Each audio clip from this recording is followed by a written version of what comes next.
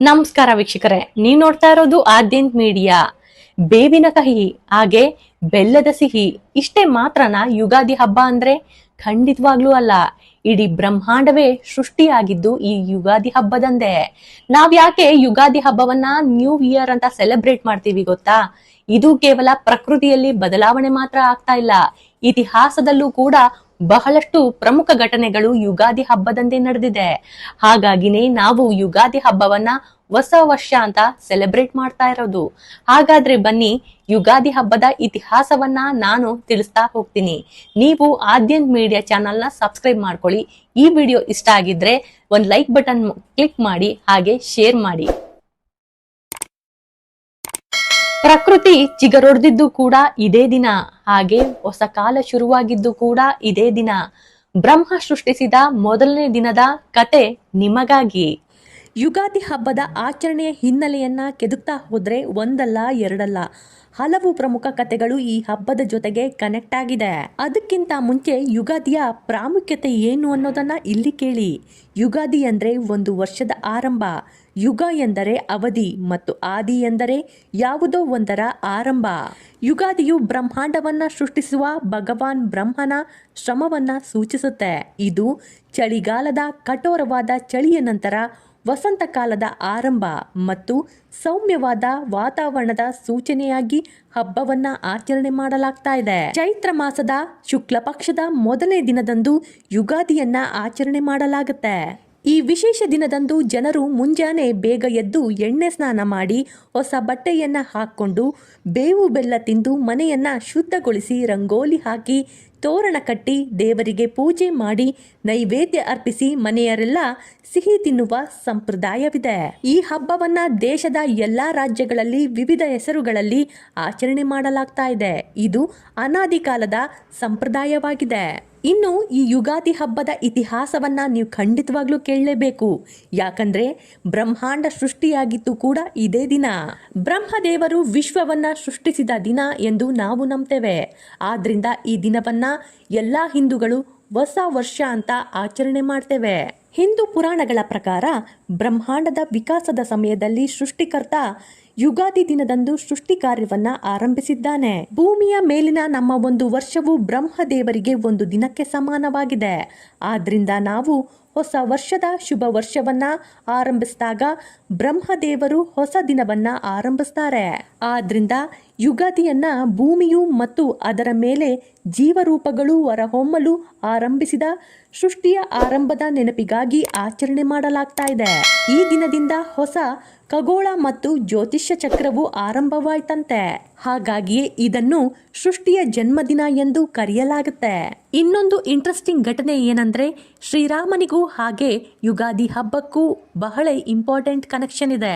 ಶ್ರೀರಾಮನು 14 ವರ್ಷ ವನವಾಸವನ್ನ ಮುಗಿಸಿ ರಾವಣನನ್ನ ಸಂಹರಿಸಿ ಅಯೋಧ್ಯೆಗೆ ಮರಳಿದ ನಂತರ ಅವನಿಗೆ ಪಟ್ಟಾಭಿಷೇಕ ಮಾಡದಿದ್ದು ಕೂಡ ಇದೇ ಶುಭ ದಿನವಾಗಿದೆ. ಯುಗಾದಿಯ ಹೊಸ ವರ್ಷ ಆರಂಭ ಮಾತ್ರ ಅಲ್ಲ, ಅದು ಅಧರ್ಮದ ಮೇಲೆ ಧರ್ಮದ ವಿಜಯದ ಸಂಕೇತವೂ ಹೌದು. ರಾಮರಾಜ್ಯದ ಸ್ಥಾಪನೆಯಾದ ದಿನವನ್ನೇ ನಾವು ಪ್ರತಿ ವರ್ಷ ಹೊಸ ಭರವಸೆಯೊಂದಿಗೆ ಯುಗಾದಿಯನ್ನಾಗಿ ಆಚರಣೆ ಮಾಡ್ತಾ ಇದ್ದೀವಿ. ಶ್ರೀರಾಮನ ಜೀವನವೇ ನಮಗೆ ಬೇವು ಬೆಲ್ಲದ ಮಿಶ್ರಣವನ್ನ ಕಲಿಸುತ್ತೆ. ಬೇವು ಅಂದ್ರೆ ಕಷ್ಟ, 14 ವರ್ಷ ವನವಾಸ, ಸೀತೆಯ ಕಷ್ಟ ಮತ್ತು ಯುದ್ಧದ ಸವಾಲುಗಳು. ಬೆಲ್ಲ ಅಂದ್ರೆ ಸುಖ, ಅಯೋಧ್ಯೆಯ ಪಟ್ಟಾಭಿಷೇಕ ಮತ್ತು ಪ್ರಜೆಗಳ ಪ್ರೀತಿ. ಬದುಕಿನಲ್ಲಿ ಕಷ್ಟ ಸುಖ ಎರಡನ್ನೂ ಸಮಾನವಾಗಿ ಸ್ವೀಕರಿಸಬೇಕೆಂಬ ಯುಗಾದಿಯ ಸಂದೇಶ ರಾಮನ ಜೀವನದಲ್ಲಿ ಅಡಗಿದೆ. ಇನ್ನೊಂದು ಇಂಟ್ರೆಸ್ಟಿಂಗ್ ಸ್ಟೋರಿಯನ್ನ ನೀವು ಕೇಳಲೇಬೇಕು. ಬ್ರಹ್ಮದೇವನಿಗೆ ನಾವ್ಯಾಕೆ ದೇವಸ್ಥಾನಗಳನ್ನ ಕಟ್ಟಿಲ್ಲ ಅನ್ನೋದು ಇಲ್ಲಿ ತಿಳಿಯುತ್ತೆ. ಒಮ್ಮೆ ಬ್ರಹ್ಮ ಮತ್ತು ವಿಷ್ಣು ನಡುವೆ ಯಾರು ಶ್ರೇಷ್ಠ ಎಂಬ ವಿವಾದ ಉಂಟಾಗುತ್ತೆ. ಆಗ ಶಿವನು ಒಂದು ಬೃಹತ್ ಜ್ಯೋತಿರ್ಲಿಂಗದ ರೂಪದಲ್ಲಿ ಪ್ರತ್ಯಕ್ಷನಾಗ್ತಾನೆ. ಈ ಸ್ತಂಭದ ಆರಂಭ ಮತ್ತು ಅಂತ್ಯವನ್ನ ಯಾರು ಮೊದಲು ಕಂಡು ಹಿಡಿತಾರೋ ಅವರೇ ಶ್ರೇಷ್ಠ ಎಂಬ ಪಣ ಇಡಲಾಗುತ್ತೆ. ಶಿವನ ಪರೀಕ್ಷೆ ಶುರುವಾಗುತ್ತೆ. ವಿಷ್ಣು ವರಹ ರೂಪ ತಾಳಿ ಕೆಳಭಾಗವನ್ನ ಅಂದ್ರೆ ಅಂತ್ಯವನ್ನ ಹುಡುಕಲು ಹೋಗ್ತಾನೆ. ಬ್ರಹ್ಮನು ಹಂಸ ರೂಪದಲ್ಲಿ ಮೇಲ್ಭಾಗವನ್ನ ಅಂದ್ರೆ ಆರಂಭವನ್ನ ಹುಡುಕಲು ಹೋಗ್ತಾನೆ. ವಿಷ್ಣುವು ತನಗೆ ಅಂತ್ಯ ಸಿಗಲಿಲ್ಲ ಎಂದು ಒಪ್ಪಿಕೊಳ್ತಾನೆ. ಆದ್ರೆ ಬ್ರಹ್ಮನು ತನಗೆ ತುದಿ ಸಿಕ್ತು ಎಂದು ಸುಳ್ಳು ಹೇಳ್ತಾನೆ. ಅದಕ್ಕೆ ಸಾಕ್ಷಿಯಾಗಿ ಮೇಲಿನಿಂದ ಉದುರಿಸಿ ಬಿದ್ದಿದ್ದಂತಹ ಕೇದಿಗೆ ಹೂವನ್ನ ಒಪ್ಪಿಸ್ತಾನೆ. ಬ್ರಹ್ಮನ ಸುಳ್ಳನ್ನ ಕಂಡಂತಹ ಶಿವನು ಕೋಪಗೊಂಡು ಅವನಿಗೆ 2 ಶಾಪಗಳನ್ನ ನೀಡ್ತಾನೆ. 1, ಭೂಮಿಯ ಮೇಲೆ ಬ್ರಹ್ಮನಿಗೆ ಎಲ್ಲಿಯೂ ಪ್ರತ್ಯೇಕ ದೇವಸ್ಥಾನಗಳು ಇರೋದಿಲ್ಲ ಮತ್ತು ಪೂಜೆ ನಡೆಯೋದಿಲ್ಲ. 2, ಸುಳ್ಳು ಸಾಕ್ಷಿ ಹೇಳಿದ ಕೇದಿಗೆ ಹೂವನ್ನ ಶಿವನ ಪೂಜೆಗೆ ಬಳಸುವಂತಿಲ್ಲ. ಶಿವನ ಶಾಪದ ನಂತರ ಬ್ರಹ್ಮದೇವ ಪಶ್ಚಾತ್ತಾಪಪಟ್ಟು ಸೃಷ್ಟಿ ಕಾರ್ಯದಲ್ಲಿ ತೊಡಗಿಕೊಳ್ತಾನೆ ಎಂದು ಹೇಳಲಾಗುತ್ತೆ. ಇದೇ ಕಾರಣಕ್ಕೆ ಬ್ರಹ್ಮನಿಗೆ ದೇವಸ್ಥಾನಗಳಿಲ್ಲದಿದ್ದರೂ ಸೃಷ್ಟಿಕರ್ತನಾಗಿ ಅವನನ್ನ ನೆನೆಯುವ ದಿನವೇ ಯುಗಾದಿ ಹಬ್ಬ. ಬ್ರಹ್ಮನು ಸೃಷ್ಟಿಸಿದ ಈ ದಿನವು ಹೊಸ ವರ್ಷದ ಆರಂಭವಾಗಿ ಪ್ರಕೃತಿಯಲ್ಲಿ ಹೊಸ ಚೈತನ್ಯವನ್ನ ತರುತ್ತೆ. ಈ ಶುಭ ದಿನ ಕೃಷ್ಣನ ಅವತಾರ ಅಂತ್ಯವಾಗಿ ಕಲಿಯುಗ ಆರಂಭವಾಗುತ್ತೆ. ಹೌದು, ಶ್ರೀಕೃಷ್ಣ ತನ್ನ 125 ವರ್ಷಗಳ ಲೀಲೆಯನ್ನ ಮುಗಿಸಿ ಪ್ರಭಾಸ ಕ್ಷೇತ್ರದಲ್ಲಿ ತನ್ನ ದೇಹವನ್ನ ತ್ಯಜಿಸ್ತಾನೆ. ಜ್ಯೋತಿಷ್ಯ ಶಾಸ್ತ್ರ ಮತ್ತು ಪುರಾಣಗಳ ಲೆಕ್ಕಾಚಾರದಂತೆ ಶ್ರೀಕೃಷ್ಣನು ಭೂಮಿಯನ್ನ ಬಿಟ್ಟ ತಕ್ಷಣವೇ ದ್ವಾಪರ ಯುಗ ಅಂತ್ಯಗೊಂಡು ಕಲಿಯುಗ ಆರಂಭವಾಗುತ್ತೆ. ಈ ಘಟನೆಯು ನಡೆದದ್ದು ಚೈತ್ರ ಮಾಸದ ಶುದ್ಧ ಪಾಡ್ಯಮಿಯಂದು, ಅಂದ್ರೆ ಯುಗಾದಿ ದಿನ. ನಾವು ಇಂದು ಆಚರಿಸುವ ಯುಗಾದಿಯು ಕಲಿಯುಗದ ಆರಂಭದ ಸಂಕೇತವೂ ಹೌದು. ಕಲಿಯುಗ ಆರಂಭವಾಗಿ ಇಂದಿಗೆ ಸುಮಾರು 5127 ವರ್ಷಗಳು ಕಳೆದಿದೆ. ಪ್ರತಿ ಯುಗಾದಿಯಂದು ನಾವು ಈ ಕಾಲಚಕ್ರದ ವೇಗವನ್ನ ಗುರುತಿಸ್ತೇವೆ. ಕೊನೆಯದಾಗಿ ವಿಷ್ಣುವಿನ ಮತ್ಸ್ಯ ಅವತಾರ ನಡೆದದ್ದು ಕೂಡ ಯುಗಾದಿ ಹಬ್ಬದಂದೇ. ಒಮ್ಮೆ ಸಾಂಬ ಬಕಾಸುರನೆಂಬ ರಾಕ್ಷಸನಿದ್ದ. ಒಂದು ದಿನ ಆ ರಾಕ್ಷಸ ಬ್ರಹ್ಮದೇವನ ವೇದಗಳನ್ನ ಕದ್ದು ಸಮುದ್ರದಲ್ಲಿ ಅಡಗಿಸಿದ್ದನು. ಬ್ರಹ್ಮದೇವನ ವೇದಗಳನ್ನ ಕದ್ದಿದ್ದಾನೆ ಎಂದು ವಿಷ್ಣುವಿಗೆ ತಿಳಿತು. ವಿಷ್ಣುವು ಮತ್ಸ್ಯ ರೂಪವನ್ನ ತಾಳಿದನು.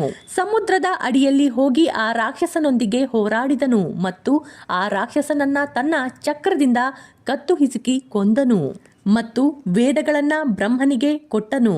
ಈ ಸಂಪೂರ್ಣ ಘಟನೆಯು ಚೈತ್ರ ಮಾಸದ ಮೊದಲನೇ ದಿನದಂದು ಸಂಭವಿಸಿತು. ಬ್ರಹ್ಮದೇವರು ವೇದಗಳನ್ನ ಮರಳಿ ಪಡೆದು ವಿಶ್ವವನ್ನ ಸೃಷ್ಟಿಸಿದ ದಿನವಾಗಿದೆ. ಆದ್ದರಿಂದ ಈ ದಿನವನ್ನ ನಾವು ಹೊಸ ವರ್ಷ ಅಂತ ಈಗಲೂ ಕೂಡ ಸಂಭ್ರಮದಿಂದ ಆಚರಣೆ ಮಾಡ್ತಾ ಇದ್ದೀವಿ. ಯುಗಾದಿ ನಿನ್ನೆ ಮೊನ್ನೆಯಿಂದ ಆಚರಿಸ್ಕೊಂಡು ಬಂದ ಹಬ್ಬ ಅಲ್ಲ, ಬದಲಾಗಿ ಶತಶತಮಾನಗಳಿಂದಲೂ ಆಚರಿಸಿಕೊಂಡ ಬಂದ ಹಬ್ಬವಾಗಿದೆ. ಅದರ ಮೂಲವು ಶತವಾಹನ ರಾಜವಂಶದ ಹಿಂದಿನದು ಎಂದು ಹೇಳಲಾಗುತ್ತೆ. ಈ ರಾಜವಂಶವು ಹಿಂದಿನ ಆಂಧ್ರ ಪ್ರದೇಶ, ತೆಲಂಗಾಣ ಮತ್ತು ಮಹಾರಾಷ್ಟ್ರದ ಭಾಗಗಳಲ್ಲಿ ಕ್ರಿಸ್ತ ಪೂರ್ವ ಸುಮಾರು 230ರಿಂದ ಕ್ರಿಸ್ತ ಶಕ 220ರವರೆಗೆ ಆಳಿದ ಸಾಮ್ರಾಜ್ಯವಾಗಿದೆ. ಈ ಕಾಲದ ಪ್ರಾಚೀನ ಗ್ರಂಥಗಳು ಮತ್ತು ಶಾಸನಗಳಲ್ಲಿ ಹಬ್ಬದ ಉಲ್ಲೇಖವಿದೆ. ಸೂರ್ಯನ ಮೊದಲ ಕಿರಣ ಭೂಮಿಯನ್ನ ಸ್ಪರ್ಶಿಸಿದ ದಿನವೆಂದು ಪ್ರತೀತಿ ಇದೆ. ಈ ದಿನ ರಾಮನು ವಾಲಿಯನ್ನ ವಧಿಸಿದನು ಎಂದು ಹೇಳಲಾಗುತ್ತೆ. ಯುಧಿಷ್ಠಿರನ ಪಟ್ಟಾಭಿಷೇಕವೂ ಕೂಡ ಇದೇ ದಿನ ನಡೆದಿತ್ತಂತೆ. ಶಾಲಿವಾಹನ ಶಕೆ ಆರಂಭಗೊಂಡಂತಹ ದಿನವೂ ಕೂಡ ಇದೇ ಆಗಿದೆ. ಯುಗಾದಿ ಕೇವಲ ಹಬ್ಬದ ದಿನವಲ್ಲ, ಬದಲಾಗಿ ಇದೊಂದು ಸಾಂಸ್ಕೃತಿಕ ಮತ್ತು ಆಧ್ಯಾತ್ಮಿಕ ಮಹತ್ವವನ್ನ ಹೊಂದಿದೆ. ಜೀವನದ ಸುಖ ದುಃಖಗಳನ್ನ ಸಮಾನವಾಗಿ ಸ್ವೀಕರಿಸಬೇಕೆಂದು ಸಾರಲು ಕಹಿ ಬೇವು ಸಿಹಿ ಬೆಲ್ಲವನ್ನ ಸೇವಿಸಲಾಗುತ್ತೆ. ಇದು 100 ವರ್ಷಗಳ ಕಾಲ ಸರ್ವ ಸಂಪತ್ತಿನೊಂದಿಗೆ ಬದುಕುವ ಸಂಕೇತವಾಗಿದೆ. ನಮ್ಮ ಭಾರತೀಯ ಪರಂಪರೆ ಪ್ರಕಾರ ಬ್ರಹ್ಮಾಂಡದ ಹುಟ್ಟು ಹಬ್ಬನೇ ಯುಗಾದಿ ಹಬ್ಬ. ಈ ದಿನವೇ ಸೃಷ್ಟಿ ಆರಂಭವಾಯ್ತು ಅಂತ ಯಾಕೆ ಹೇಳ್ತಾರೆ ಅಂತ ಈಗ ಗೊತ್ತಾಯ್ತಲ್ಲ. ನನ್ನ ವಿಡಿಯೋಗಳು ನಿಮ್ಗೆ ಇಷ್ಟ ಆಗ್ತಾ ಇದ್ರೆ ಲೈಕ್ ಮಾಡಿ, ಶೇರ್ ಮಾಡಿ, ಸಬ್ಸ್ಕ್ರೈಬ್ ಆಗೋದನ್ನ ಮಾತ್ರ ಮರಿಲೇಬೇಡಿ. ಧನ್ಯವಾದಗಳು.